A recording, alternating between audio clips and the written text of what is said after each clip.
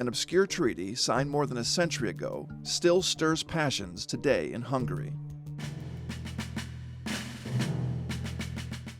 The Treaty of Trianon set the terms of peace for Hungary after World War I. Budapest was on the losing Central Powers side of the war.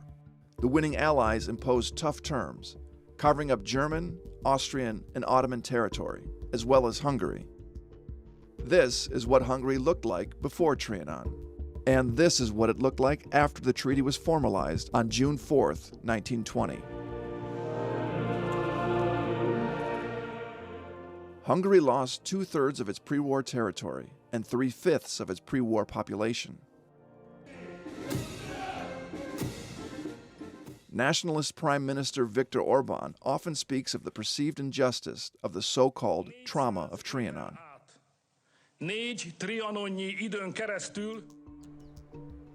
So, what exactly did Hungary lose? To what would become Yugoslavia, an area of some 42,500 square kilometers, the majority of which now lies in modern-day Croatia. To Romania, approximately 103,000 square kilometers. To what would become Czechoslovakia, over 61,600 square kilometers, most of which is now in present-day Slovakia. The future Poland also got 2 pockets of territory, totaling around 580 square kilometers. Even Hungary's former empire partner, Austria, got a 4,000 square kilometer piece of Hungary. The country's population declined by some 10 million people, the majority of whom were not ethnically Hungarian. However, the redrawn borders left some 3 million Hungarians divided between multiple successor states.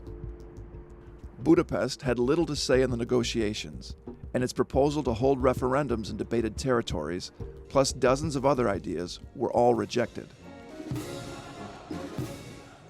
The perceived mistreatment has contributed to the Treaty of Trianon remaining a hot-button issue in Hungary.